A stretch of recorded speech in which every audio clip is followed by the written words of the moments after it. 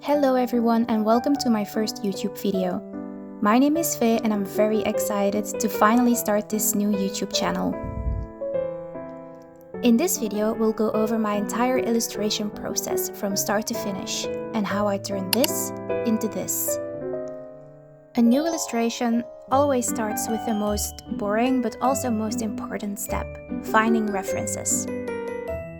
Unsurprisingly, when I went to look at some other Wings fan arts to get some inspiration, most were AI generated. All real artists will be in the description down below.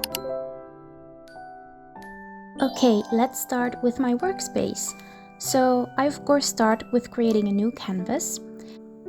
And for this particular piece, I decided on these dimensions. The brush I like to use is this one. You can find it completely for free in the Clip Studio Paint asset store. I then create a new canvas so I can watch myself draw a little bit better. You'll see what this means once I start drawing.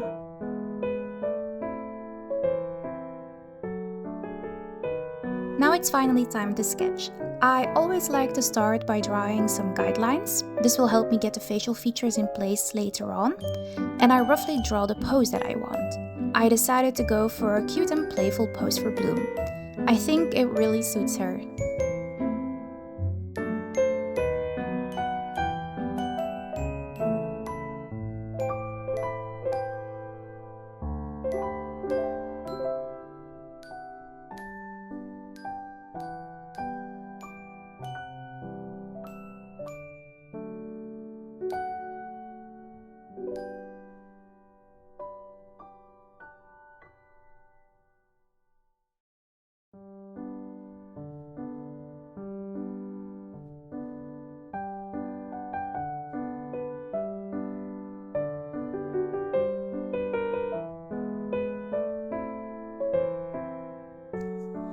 After I have my main pose done, I create a new layer and start on refining my sketch to actually make it look like Bloom.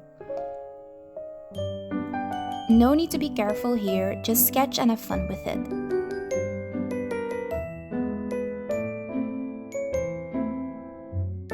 For Bloom, I of course like to draw thick, voluminous hair, which I will sadly regret later when I start rendering, but it's just too pretty not to.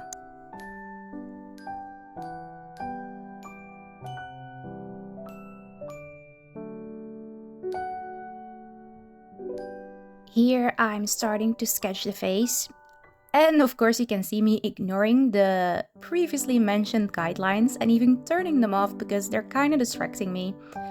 Honestly, I always say just move things around with the liquifile and selection tool until you're happy. Honestly, it's much less stressful, and at the end of the day, art is supposed to be fun.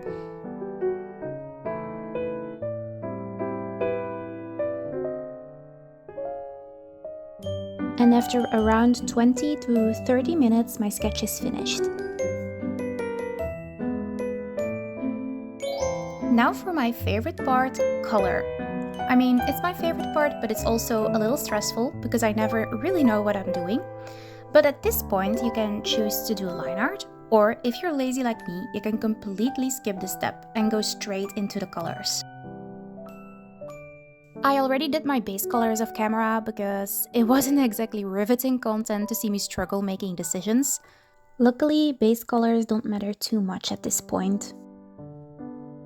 Also, don't forget to change your line art color. I like to choose a dark saturated red because it looks good with almost any color. If you're unsure, you can also put your line art layer to multiply and it'll blend a little bit better with your base colors.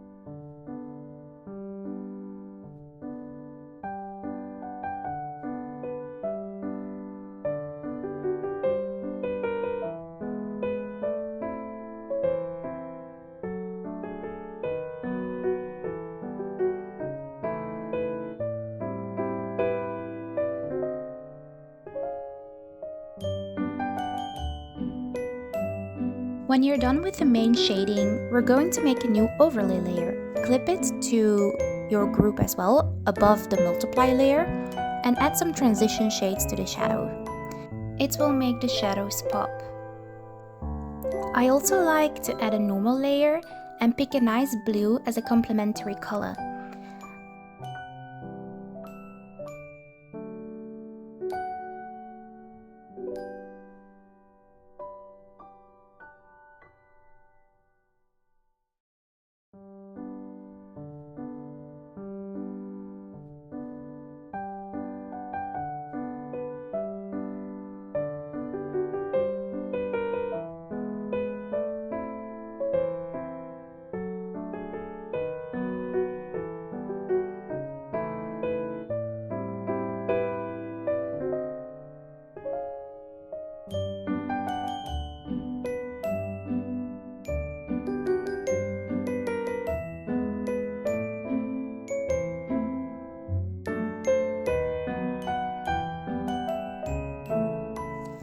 After I'm happy with my main shadows, I make a new correction layer and use a tone curve.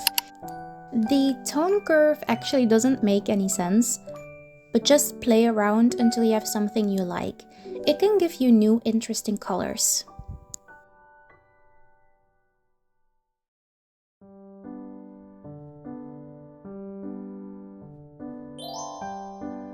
Now it's time for the most time-consuming part, rendering. Many people ask me, what is rendering? And it basically just means that you paint on top of your art and make it more detailed and finished. I have to disappoint you though, that no tip I have ever heard has helped me get better at rendering. This is just one of those things you have to practice and slowly get better at. At first it doesn't make a lot of sense. Like, what are you even supposed to do? There are also no set rules and there isn't even a right way to do it. But the more you do it and the more process videos of artists you study, the more sense it starts to make. I suggest to just watch me for a bit and try to look at the way I blend certain colors, deepen the shadows in some parts, and add little highlights where needed.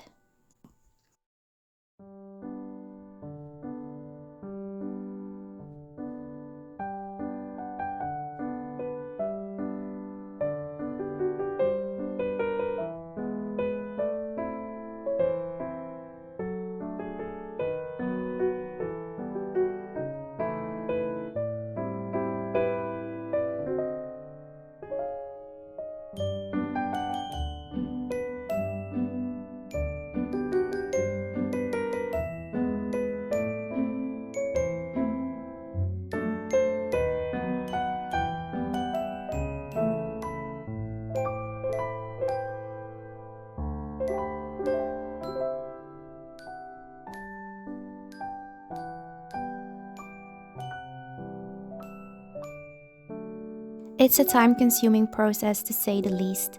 Be patient and don't rush it. Since the hair takes me the longest, I always try to start with it before moving on to the face and then the body.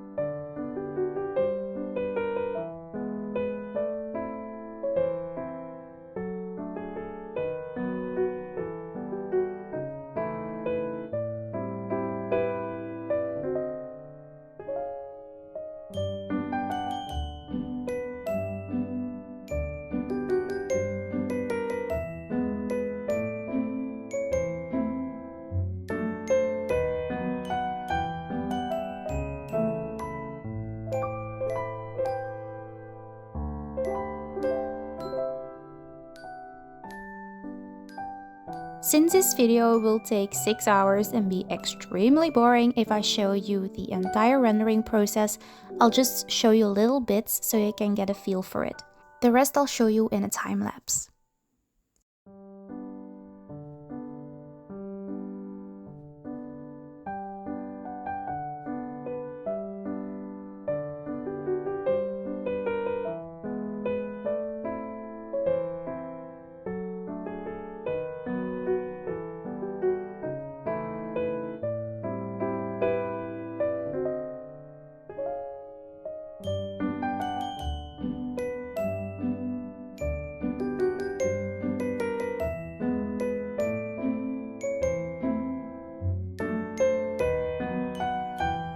While I'm working on the rendering, there is something that I just really want to talk about with you all, and that's just the insane Bloom hate. I don't understand. Bloom is literally my favorite fairy of the entire Winx Club franchise. I just love her so much. Like, this is me every time she's on screen. I just am in love. I simp. I am obsessed. And I genuinely don't understand people who hate her. Like, I'm genuinely baffled by all the hate I see. Maybe I'm just like delusional and I don't see the problem, but I genuinely don't. Maybe except Flora.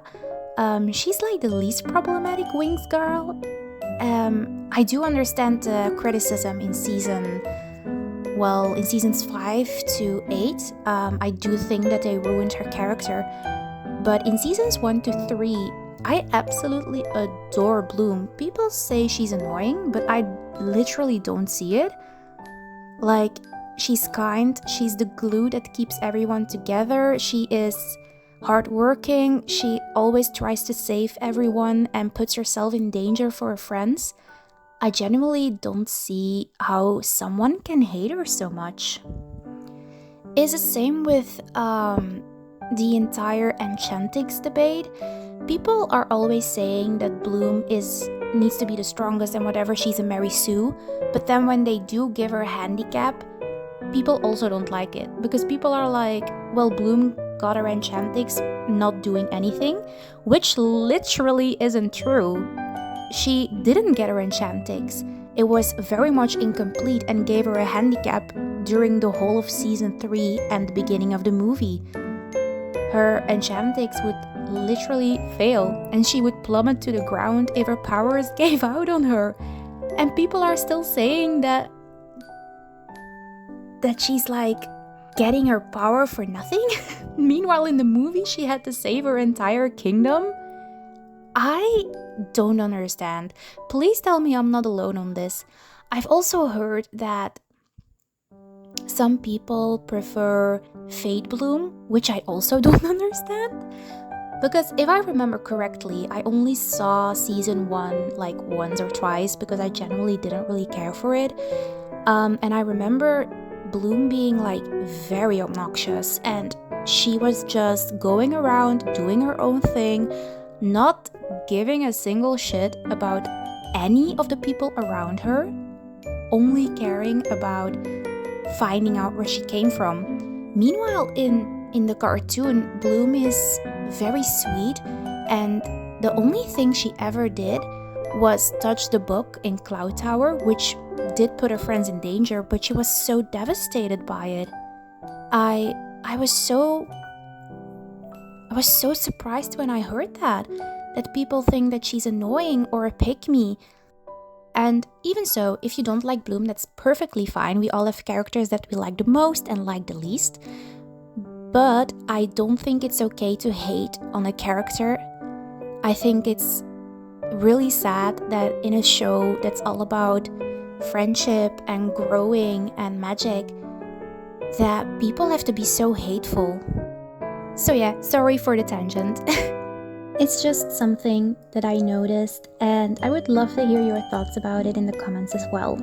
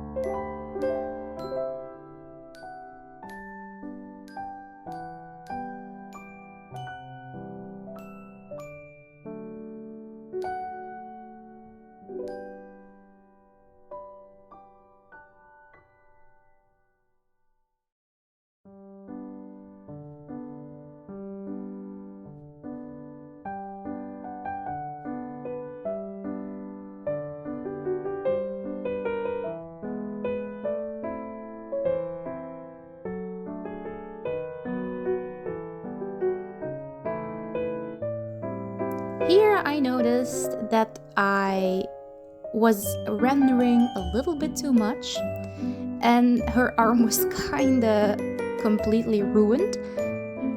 But luckily, it's really easy to fix when you render, just paint on top of it.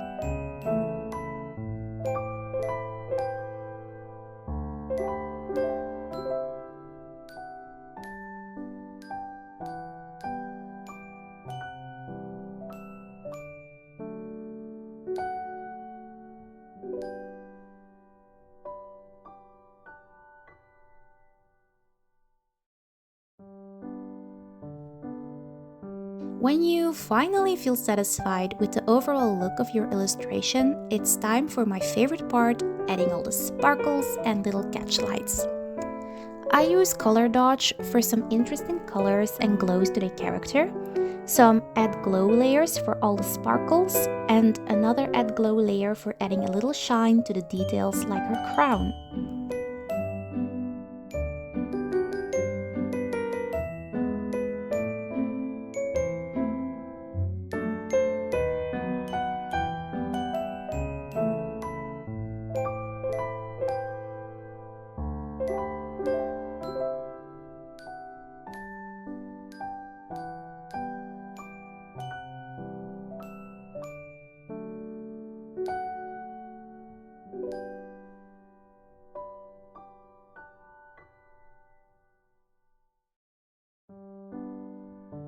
So that's my entire art process. I hope you enjoyed this video. Let me know in the comments if you learned something new or if this helps you in any way. Please leave a little like and subscribe if you want to support me here on YouTube. I'll see you all hopefully in the next video.